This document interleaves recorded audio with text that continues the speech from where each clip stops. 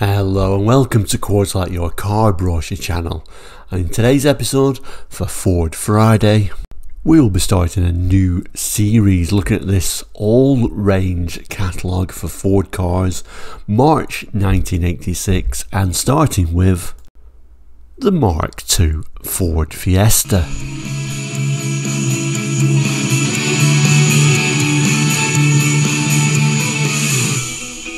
Hello and welcome back to Quartzlight. If you're new to Quartzlight's a car brochure channel here on YouTube, looking at car brochures from around the world for the 60s, 70s, 80s and 90s and sometimes beyond that. So if you're interested in cars, car facts, car knowledge, looking back at cars gone by, please consider subscribing. It's completely free, helps the channel and helps you find the episodes you want to see.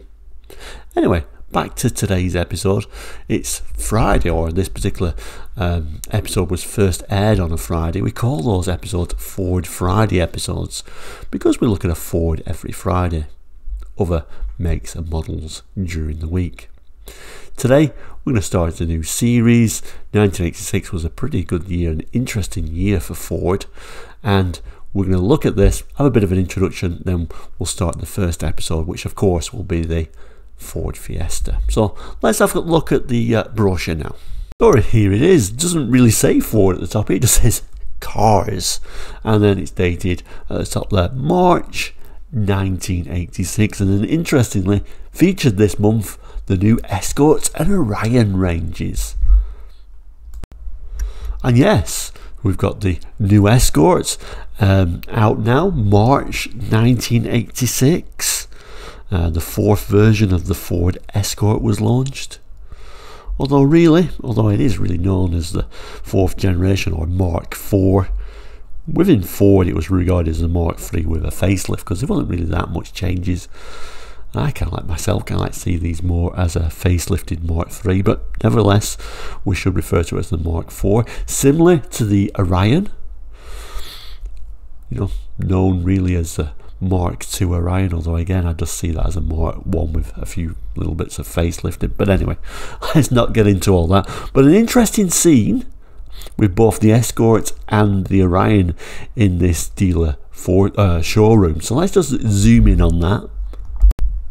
So there at the back of the showroom there, the new Ford Orion, a car with a touch of class, and you can just about see it, and you can almost just see them colour charts on there, and it kind of like really takes me back, these sort of images when you used to walk through town and you'd have a very small sort of Ford dealership and you'd be peering through at the cars. I quite like that. It was really nice, and as a kid you just couldn't help but stare into the showroom and see what was in there. In this showroom, of course, we've got the Escort as well. The new Ford Escort. You don't stay ahead by standing still. And again, similar with this little, you can do a bit of reading when you're outside. You don't even need to go in the showroom to learn a bit more about these cars and dream of the car that you possibly wanted. So I think that's a really lovely scene there.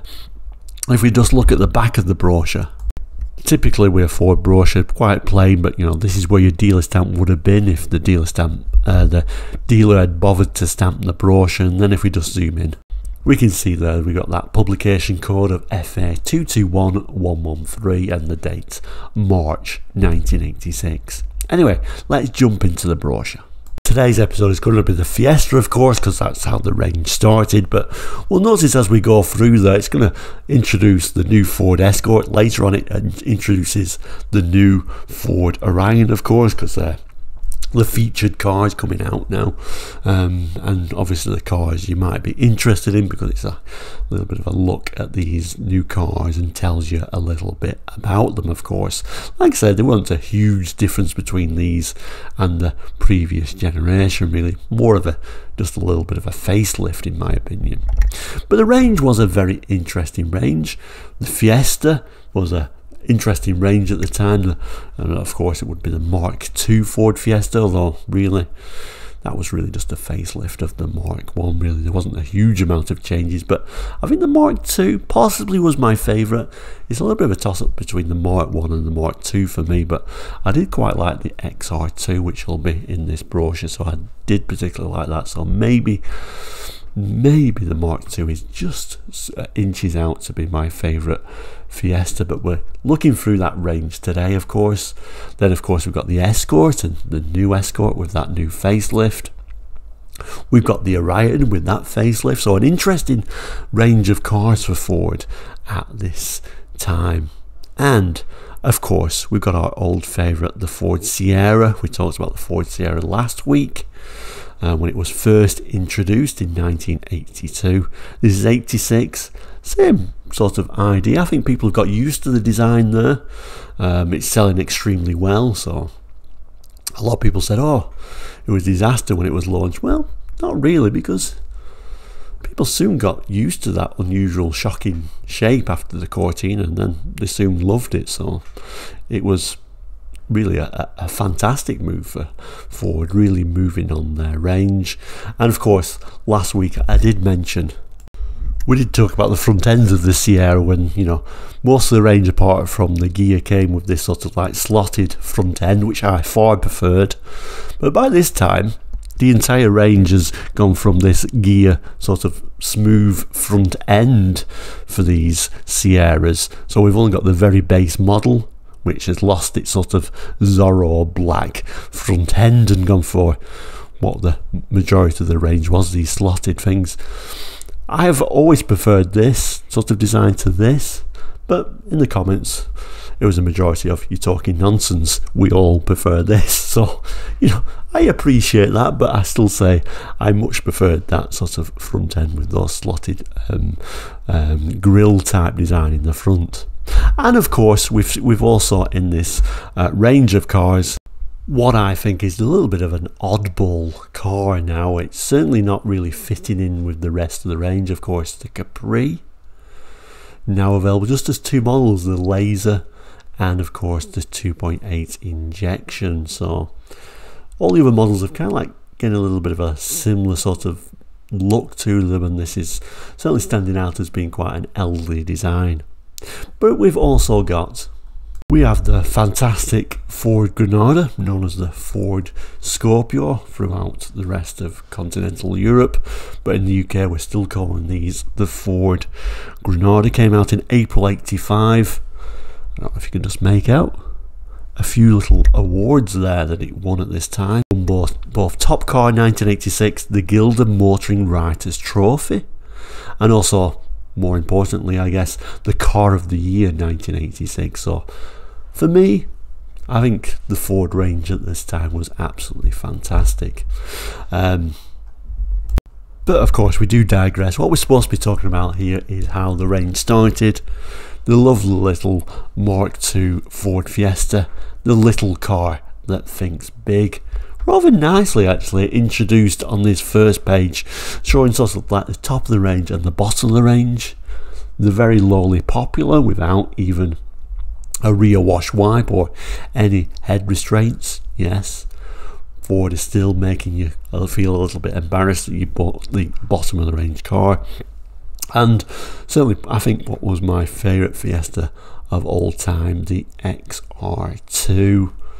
There was just something about the design of that, something very much of the 80s. Anyway, of course the range starts with the popular, so that's what we're going to start with, the Fiesta Popular. So there we go, the Fiesta Popular in a double page spread here, all that poverty spec loveliness. Now I don't know why I like these very basic Fords particularly, although quite a few very basic spec cars. I'm not really sure, I just think there's something quite amazing about them, how Ford in particular went out their way to make them as basic as they possibly could.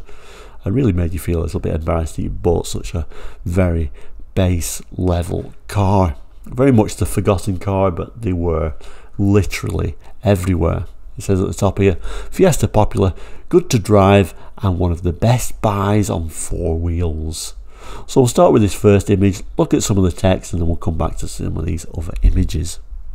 So it starts by telling us about this little bit image of that front headlight. The value for money 86 Fiesta Popular now has powerful halogen headlights, just like the rest of the range. There we go.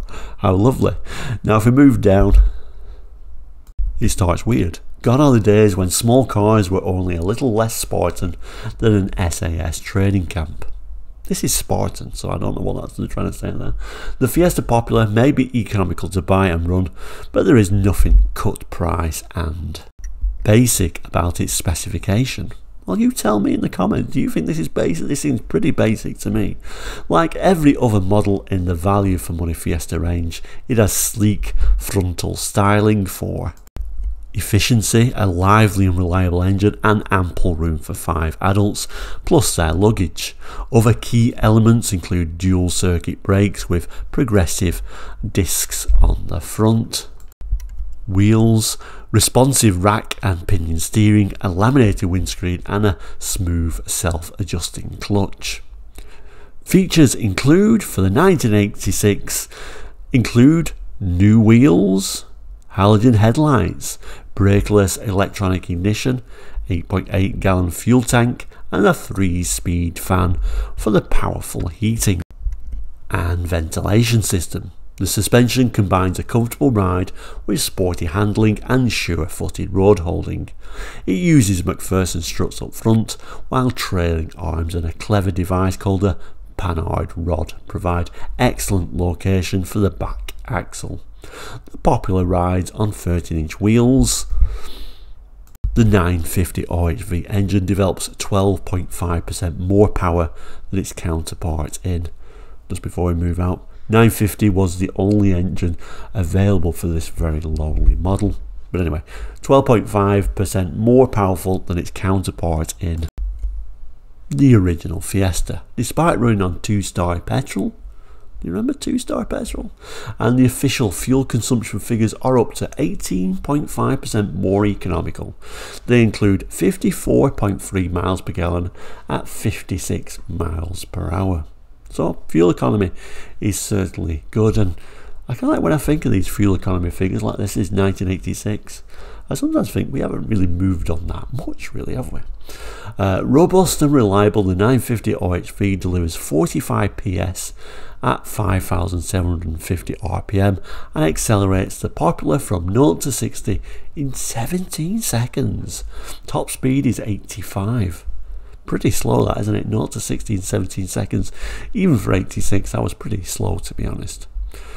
The smart, spacious and well-planned interior includes a neat instrument panel whose thoughtful touches extend to things like a lights-on warning, door bins that used to be reserved for the more expensive Fiesta, or another noteworthy feature. So wow, we've got door bins in there. You know, it's not really basic at all, is it? Others include seats trimmed with comfortable hard-wearing cloth, the front pair recline, of course, a carpet load area, and an anti-dazzle mirror. Peek on the interior really shows how basic these were. Seats, of course, not even head restraints or even any slots that you could put some aftermarket head restraints on there. Super basic.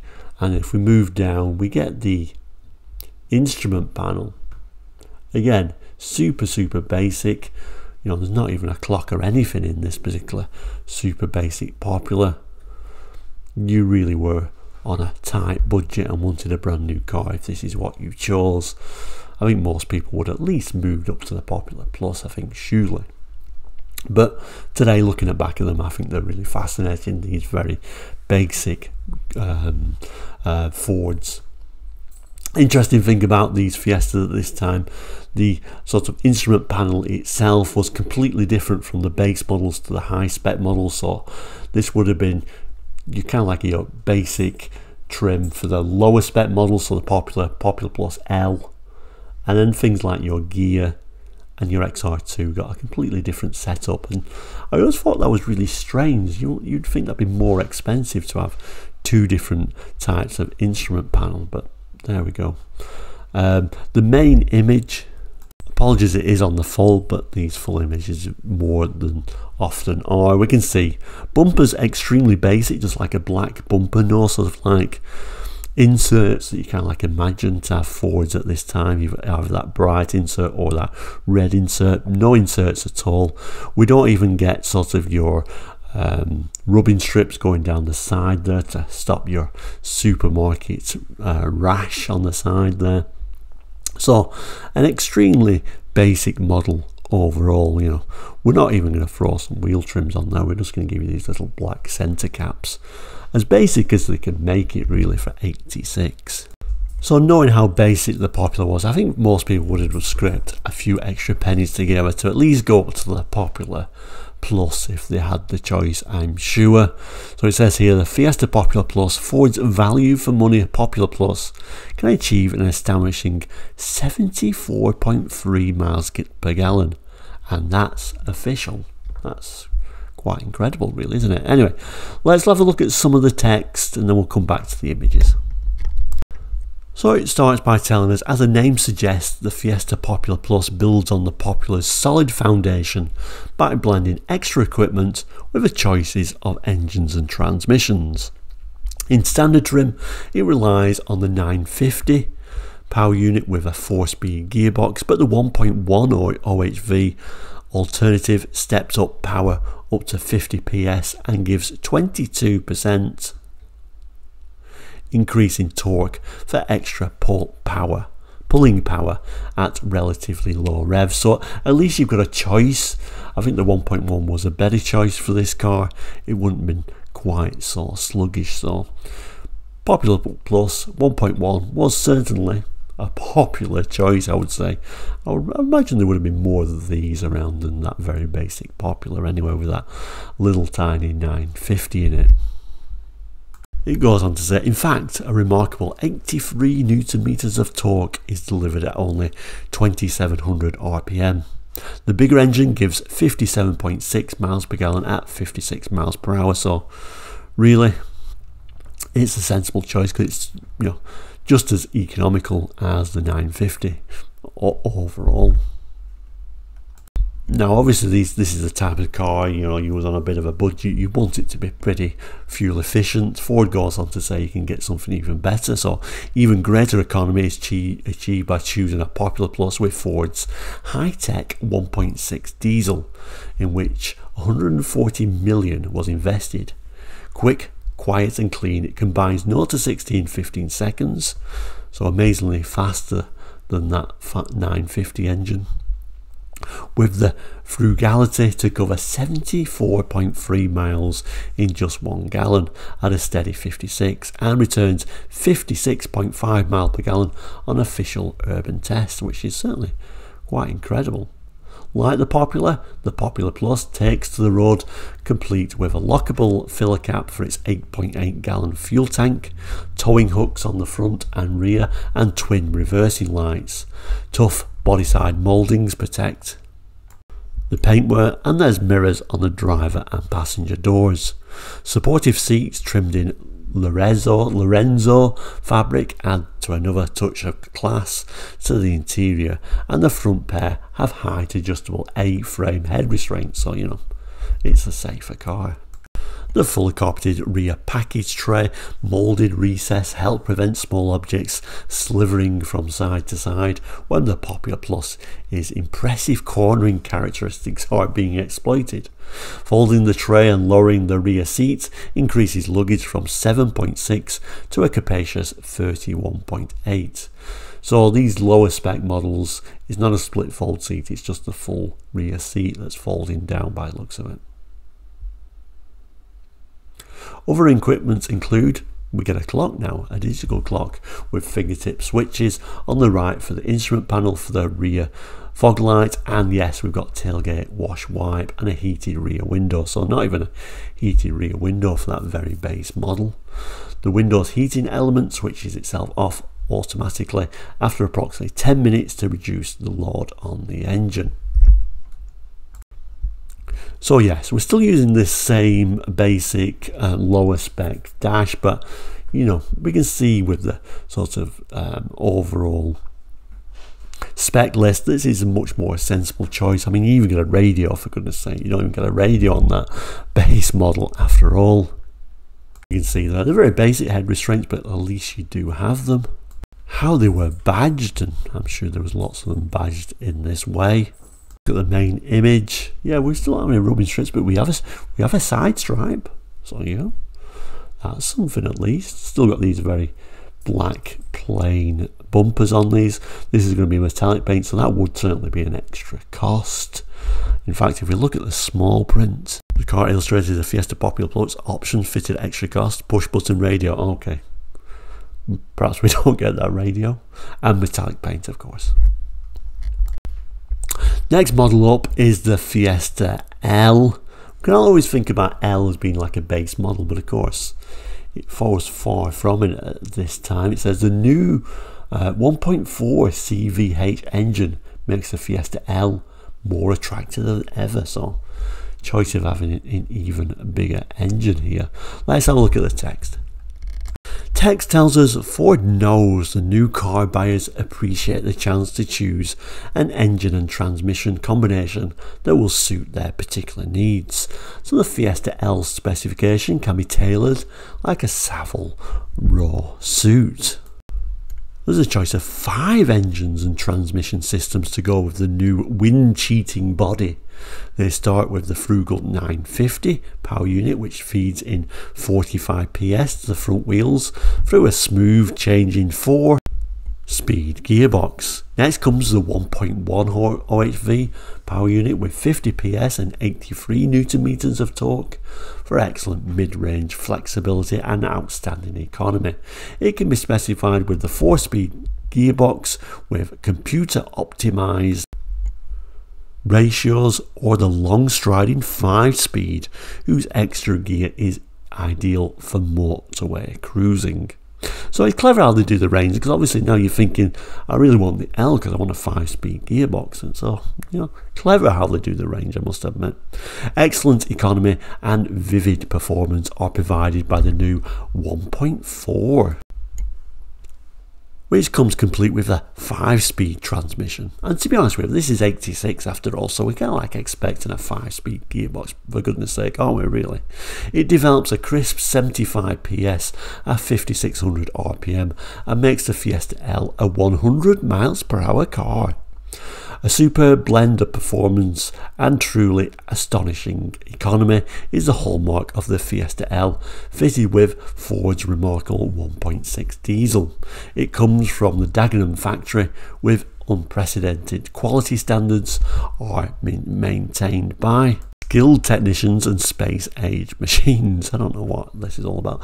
The engine's vital statistics include 74.3 miles per gallon at a constant 56 and 56.5 miles per gallon in simulated city traffic. Like the 1.4 power unit, it has a 5-speed gearbox as standard. The L's exterior is distinguished by wide body saw mouldings and a driver's door mirror, adjustable from the inside of the car. Inside, the Fiesta becomes, and apologies we are on the crease, but it says even more versatile thanks to a rear folding split seat, and now we've got that 60-40 split backrest. Either part can be folded to make room for exceptionally long or bulky loads without losing all the passenger space.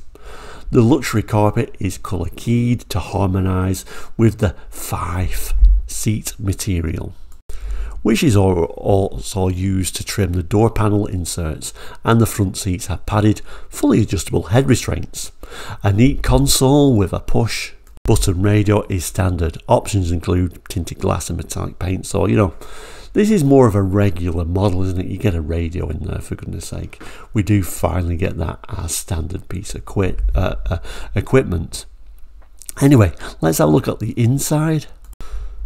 The main image is the inside of the car, and it does look certainly a nicer place to be. I mean, we've got the door panels going to the top there, less of that exterior colour coming through. Yes, we do get that standard radio. Yes, we've still got the lower spec sort of binnacle there.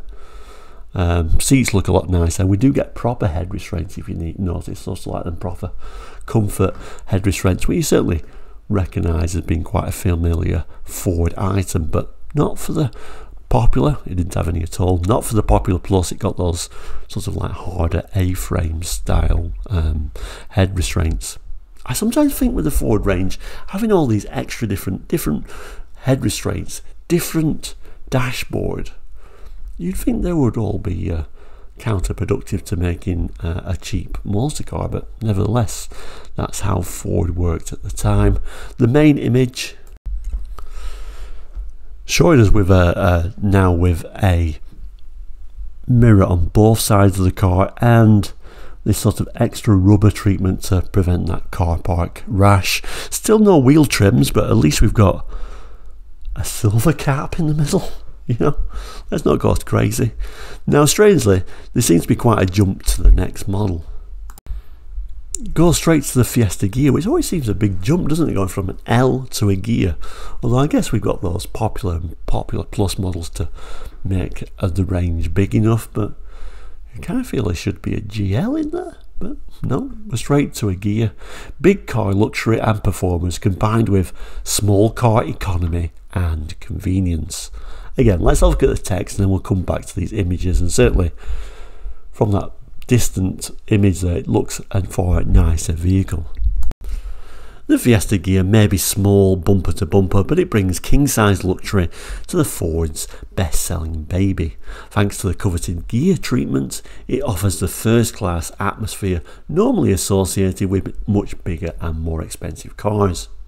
And it offers the best of both worlds, outstanding comfort and sophistication with excellent day-to-day economy and low running costs. So riding on attractively trimmed 13-inch wheels with radial tyres. No alloy wheels. I always kind of like think of gears having an alloy wheel, but of course something on Fiesta would certainly not get an alloy wheel. Just a simple wheel trim, but it's like a wheel trim. At least we've got a wheel trim, yeah? Gear has special bumpers, stone deflectors for the wheel arches, PVC type paint under the body side mouldings, and a host of other external features that make it stand out in the crowded street. They include attractive and practical wheel covers, bright window surrounds, carpeted rear seat backs and sidewalls, a fully carpeted boot, and a load compartment lamp with a courtesy switch. Tinted glass, a screened glass sunroof, 4-speaker self-seek AM cassettes with joystick balance control emphasises the gear's status. So do the velour flanked Olivia and crushed velour seat covers. The velour carpet, cloth trim door panels, inserts, comprehensive instruments that include a tachometer, roof mounted digital clock, and extra vents for the powerful heating and ventilation system. What goes under the elegant aerodynamic bonnet? There's a choice between the 1.1, so you can get a little 1.1 gear, and a 1.4 unit for even more performance, allied to surprising economy. This new 486 engine features Ford's advanced lean burn combustion technology, whose energy saving characteristics are emphasized by lightweight pistons with low friction rings. It combines 0 to 60 in 10.8 seconds, which is actually quite respectable for 86, I think, and a 52.3 miles per gallon at 56 miles per hour. The 1.4 standard 5-speed gearbox is optional with the 1.1. Small but significant details include a handy coin rack, a reminder that even the gear can't avoid parking meters. Okay, let's have a look at the main image. So yeah, I do like the Fiesta gear, I must admit. It certainly feels like a big step up, and of course the gear badge certainly reminds us that this is a car we really aspired to own. Even if we got anything lower down the range, we still looked up to these nicer bumpers. We've got this nice sort of bright work now in there, sort of saying this is a more upmarket model, and like I say, a sunroof, which means luxury, of course. Now if you look at the interior, reminder this is a velour interior now, so my favourite seat trim, so yes, I now want this car, of course. Those much nicer head restraints again, and a proper dashboard. Like, we have moved the dashboard on quite a bit. If we can have a better look at that actually. A dashboard that really matches the rest of the Ford range. So yeah, that certainly feels so much nicer when you sit in that one towards the lower spec models.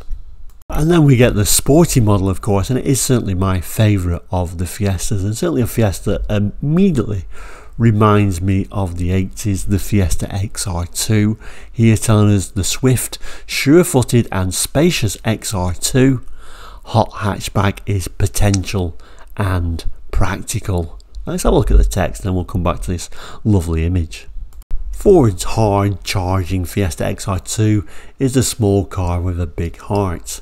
Strong and sophisticated, potent and practical, its free revving 1.6 engine pushes out a smooth 96 PS at 6,000 RPM to give the scintillating Super Mini a true sports car performance.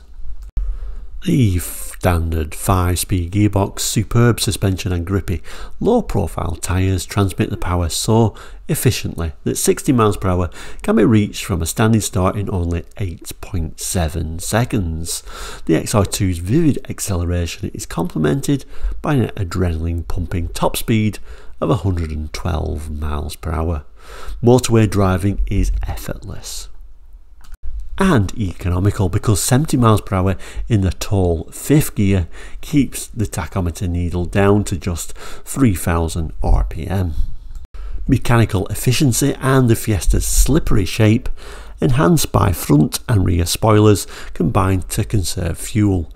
The official test figures include 49.6 miles per gallon at 56 miles per hour and 37.7 miles per gallon at a steady 75 miles per hour. I always think it's a little bit weird using 75 miles per hour after all.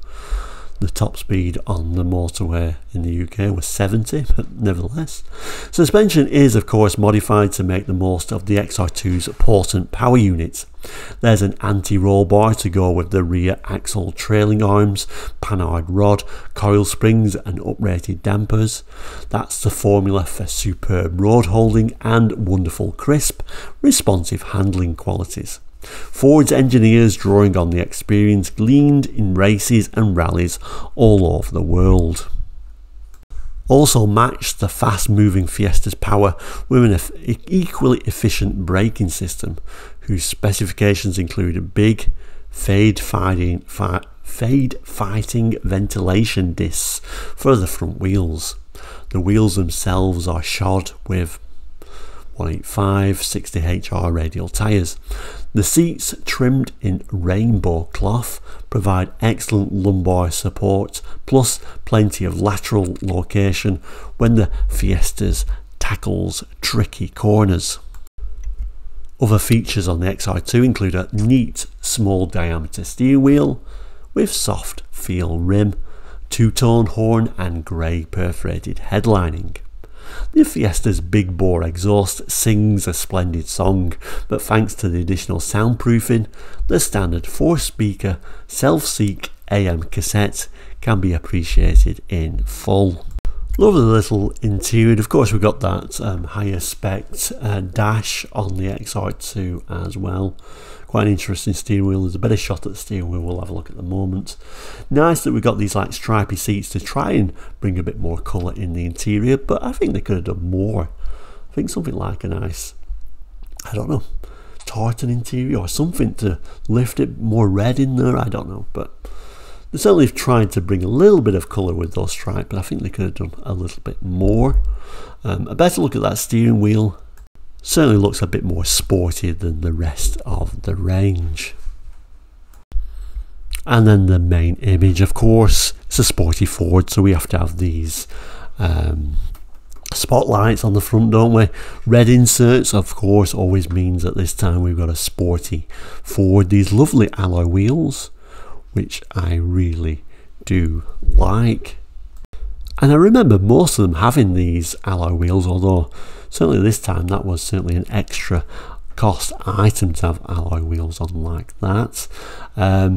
And then we've kind of like lost all the bright work, haven't we? We've got this like black trim around. Overall, I think they were great looking cars, and they certainly looked very much different than those lowly Popular and Popular Pluses. And a little bit of a close up at there, so that's a little bit of a lip at the bottom there as well. Overall, a great looking car in my favourite colour. I think white was my favourite colour for the XR2s at this time, although you certainly saw quite a few red ones running around as well. Let me know what you think, which is your favourite Fiesta of the range, and maybe even your favourite Fiesta of all time. This is certainly mine anyway, and you know, most people disagree with what I've got to say, and I don't mind that at all. I love hearing everyone's views and opinions of these cars gone by. Overall, yeah, the video's gone on a little bit longer than I hoped. There is a lot of specifications after this, although we kind of like touched on the specifications as we've been reading through each model anyway. But we'll say, I hope you enjoyed this Friday episode today. Yes, tomorrow I think I will throw in a Saturday special, showing a special edition. Not as many Saturday specials at the moment, a little bit of a kind of like a bit of a break from them just because so much is going on at the moment, but we will do a Saturday special tomorrow. But overall, thank you so much for watching. Have a great weekend. Do remember to subscribe if you've not done it already. It is completely free, helps you find the videos you want to see. You can also become a member now if you really want to, for a very small price, and we have got a few members, slowly growing. We've only got a very small number overall though, so when we get over 10 members we'll start doing special little episodes, but the majority of the programming is going to be completely free, so don't worry about that whatsoever. But we'll say thank you so much for watching, take care and goodbye.